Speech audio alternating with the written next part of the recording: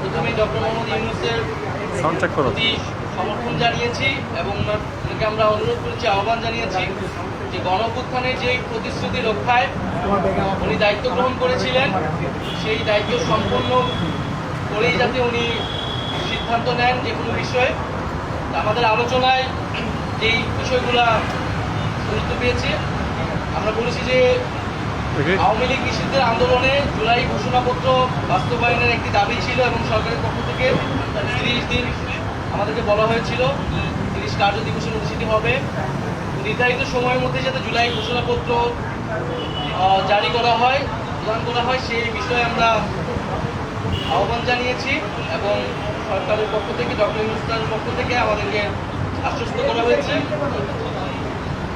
দ্বিতীয়ত, আমরা জুলাই গণঅভ্যুত্থানে শহীদ হয়েছেন, শহীদ পরিবার এবং আহত যারা রয়েছেন তাদের যে পুনর্বাসন প্রক্রিয়াটা, সেই প্রক্রিয়ায় কাজটা ধীরগতিতে আগাচ্ছে। সঞ্চয়পত্র গণঅভ্যুত্থান অধিদপ্তর থেকে যে সঞ্চয়পত্র দেওয়ার কথা ছিল সেটি এখনও সকল শহীদ পরিবার পায়নি। মাসিক ভাতা দেওয়ার কথা ছিল, সেই ভাতা দেওয়াটি এখনও শুরু হয়নি।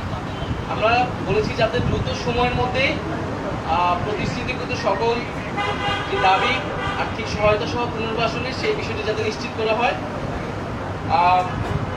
তৃতীয়ত, শেখ হাসিনার আমলে হওয়া জাতীয় এবং স্থানীয় পর্যায়ে সকল নির্বাচনকে আমরা আনুষ্ঠানিকভাবে অবৈধ ঘোষণা করতে বলেছি।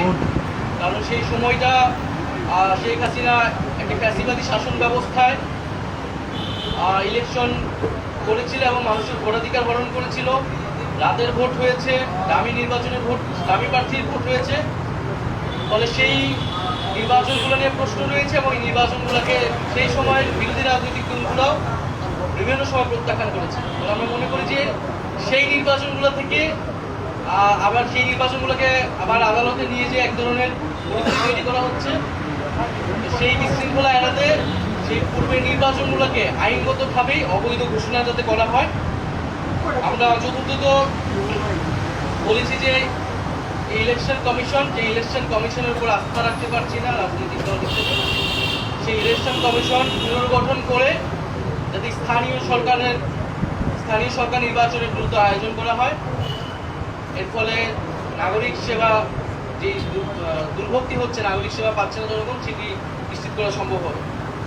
আর সর্বশেষ আমরা বলেছি যে বিচার, জুলাই গণহত্যার বিচার এবং যে সংস্কার প্রক্রিয়া চলমান এবং সংস্কারের যে জুলাই সনদ ঘোষণা হওয়ার কথা এবং যে আমরা নির্বাচনের কথা বলছি, গণপরিষদ এবং আইনসভা নির্বাচন, এই তিনটি সমন্বিত একটি পরিকল্পনা, সুনির্দিষ্ট পরিকল্পনা বা রোডম্যাপ যাতে একত্রে সরকার ঘোষণা করে এবং আমাদের যে গণঅভ্যুত্থানের প্রতিশ্রুতি ছিল সংস্কার, বিচার, সেটির মধ্যে দিয়ে আসলে বাস্তবায়ন করা সম্ভব। জুলাই মাসের মধ্যেই জুলাই সনদ আসবে এরকমটা আশ্বস্ত আমাদেরকে করা হয়েছে। আমরা বলেছি যে বিচারটা কবে শেষ হবে, কোন প্রক্রিয়া আগাবে এবং নির্বাচন যেটা জানুয়ারি থেকে ডিসেম্বর থেকে জুনের মধ্যে হওয়ার কথা, সেটারও একটা সুনির্দিষ্ট পরিকল্পনা যাতে সরকারের পক্ষ থেকে ঘোষণা করে। এটা থেকে এই 5টি বিষয়ে আমাদের আলোচনা হয়েছে।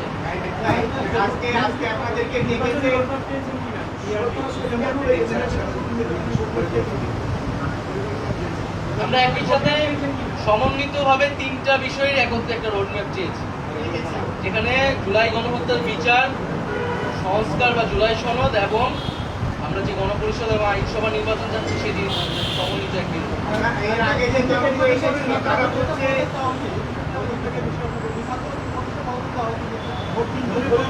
আমরা সুস্পষ্টভাবে বলেছি যে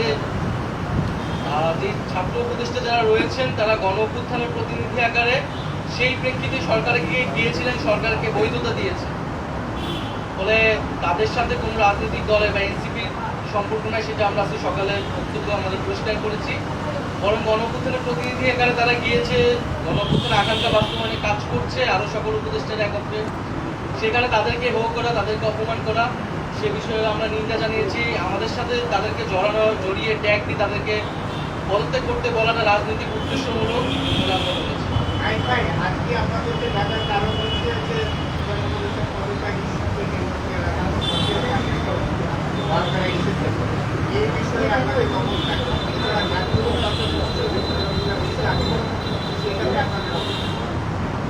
আমরা বলেছি যে উনি যাতে দায়িত্বে থাকেন, দায়িত্ব থেকে রাজনৈতিকভাবে আলোচনার মাধ্যমে সকল পক্ষের সকল সমস্যার সমাধান করেন। কোনো রাজনৈতিক দল নয়, বরং জনগণ এবং যে গণ-অভ্যুত্থানকারী ছাত্র জনতা তাদের আহ্বানে তিনি দায়িত্বে এসেছেন। তাদের আকাঙ্ক্ষা বাস্তবায়নের জন্যই তিনি আসলে কমিটেড। কোনো রাজনৈতিক দলের প্রতি তিনি কমিটেড নয়। এই বিষয়টা যাতে উনি বিবেচনা করেন যে কোনো সিদ্ধান্ত নেবেন।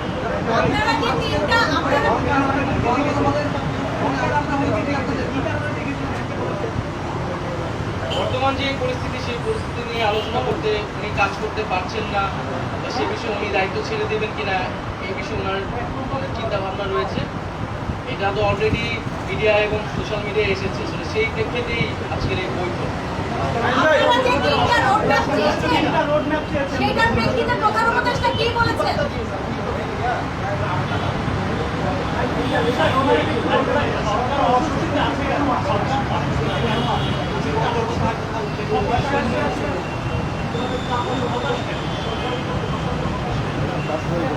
সরকার বা ডক্টর মোহাম্মদ ইউনূস হতাশা ব্যক্ত করেছেন, কারণ হচ্ছে যেই প্রতিশ্রুতি নিয়ে উনি দায়িত্বে এসেছিলেন এবং সেই সময় আমরা যদি আন্দোলনের প্রতিনিধি ছিলাম, আমরাই ওনাকে আহ্বান করেছিলাম গণ-অভ্যুত্থান পরবর্তীতে একটা নতুন বাংলাদেশ গঠনের জন্য। এবং শুধু ডক্টর মোহাম্মদ ইউনূস বা এই সরকার নয়, সেই সময় যারা আমরা আন্দোলন করেছিলাম, ফ্যাসিবাদ বিরোধী রাজনৈতিক দলের নেতৃবৃন্দ সকলেই কিন্তু সেই প্রতিশ্রুতি জনগণের কাছে ব্যক্ত করেছিল যে একটি নতুন বাংলাদেশ এবং সেই সংস্কারের মধ্যে দিয়ে নতুন বাংলাদেশ পাওয়া সম্ভব। সেই নতুন বাংলাদেশের প্রতিশ্রুতি থেকে কোনো পক্ষ সরে আসছে বলে ডক্টর মোহাম্মদ ইউনূসের মনে হচ্ছে এবং ওনাকে চাপ প্রয়োগ করে বিভিন্ন দাবি আদায়ের চেষ্টা চলছে। এর ফলে আসলে এইভাবে ওনার পক্ষে কাজ করা সম্ভব নয় এবং সংস্কার বা পরিবর্তন আনা সম্ভব নয়। তো সেই জায়গাতে উনি হতাশা ব্যক্ত করেছেন। আমাদের জায়গা থেকে আমরা বলেছি যে কোনো রাজনৈতিক দল নয়, উনি যাতে জনগণের প্রতি, গণ-অভ্যুত্থানকারী ছাত্র জনতার প্রতি কমিটেড হন এবং সেই জায়গায় কাজ করতে উনি ওনার দৃঢ়তা ব্যক্ত করেন।